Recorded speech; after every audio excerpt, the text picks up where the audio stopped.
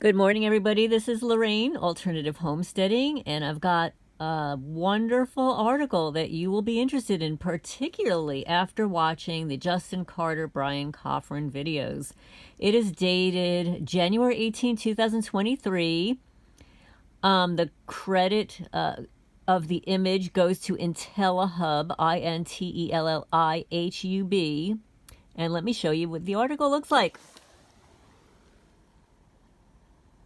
The FBI and the NSA outsource soft kill murder of targeted individuals and watchlisted individuals to private security firms.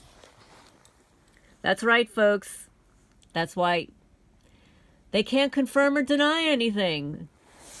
They give it all to these private security firms. Look up all the private security firms where you live.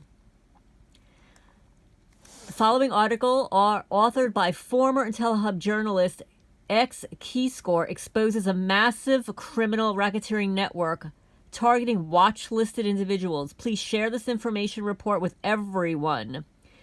Keyscore writes, one of the reasons that the government is consistently chicken-littling us with threats of extremism is money. Security is a multi-billion-dollar revenue generator for the national security racketeering network and private security companies run by former ex-federal employees.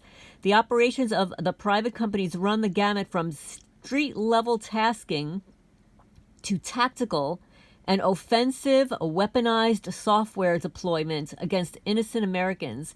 Now the U.S. has its groups of militarized and federalized cyber warriors. The most common groups are the FBI's DITU, which is a Data Intercept Technology Unit run by an individual with a degree in law and psychology. The NSA TAO, Tailored Access Operations, and Cyber Command.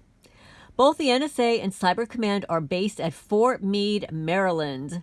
Now, a few private companies like the former Blackwater are on a cyber level and are also masters of intrusion, hacking, identity theft, spoofing, and 24/7 harassment of anyone who has been illegally and unconstitutionally watchlisted as a domestic threat. However, the NSA still has the budget, the tech toys, the software, the extrajudicial tactics which trump any of the subsequently mentioned private groups.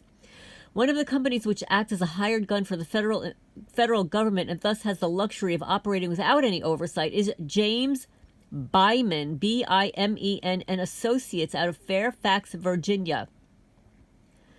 This corporation is right down the street from several acronym agencies, has developed unique tools for the FBI, and is tasked to hack into computers and phones of watch-listed individuals that they call WLIS,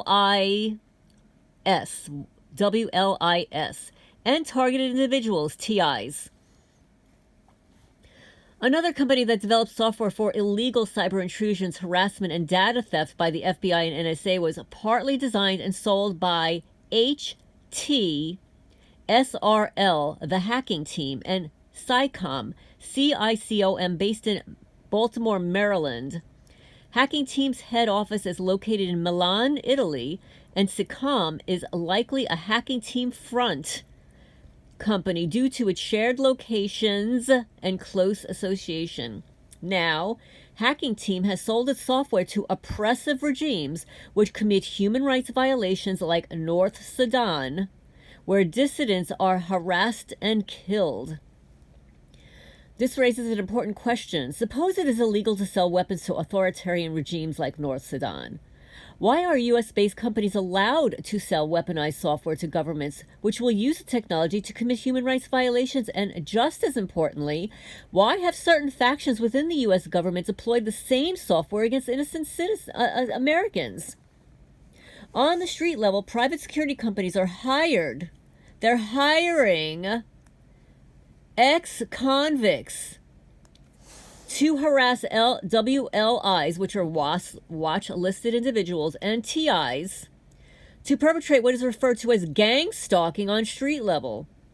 But many people do not know that threats, harassment, theft, and gaslighting also occur on a cyber level.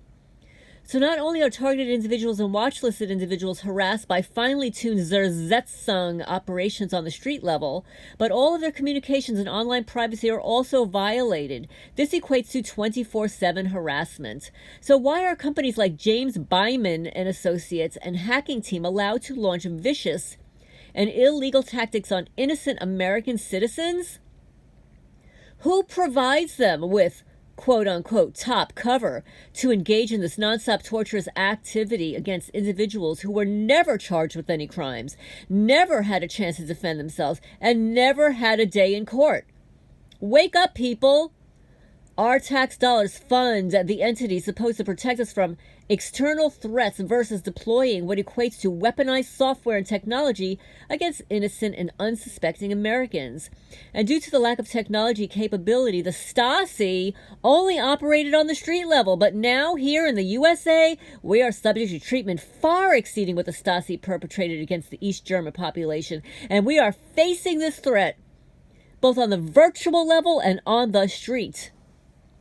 As a side note, I blogged about James Byman and Associates at the beginning of the year, and after that short thread, their website mysteriously disappeared from the internet. That's the end of the article, folks. So the author of this article, who prefers to use the nom de plume X key score to maintain anonymity, is a doctoral candidate and multiglot with 2 master's degree, a bachelorate specializing in Middle Eastern studies. He holds 1 master's degree specializing in intelligence and counterintelligence operations, and a 2nd master's degree in security studies. X-Keystore has studied under the United States Intelligence Agency analyst and is now retired high-ranking American military officers. X-Keyscore writes exclusively for Intellihub.news. So folks, I will provide a link to this article. This is Lorraine Alternatives Homesteading. This gives everybody a little bit more information to chew on and spit it out as you may. And make sure you share this article so that it does not disappear from the internet.